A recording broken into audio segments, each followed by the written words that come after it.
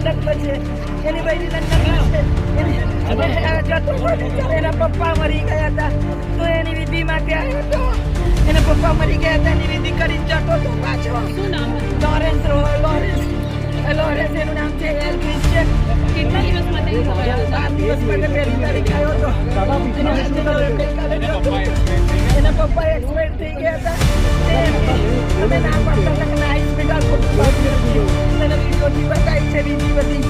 ના માન્યો મારા બાપાને કે કોઈ કેસે ગયો છે તો તું છોકરો બાપને જોવાય ના આવ્યો એમ કરીને કોઈ થયું છે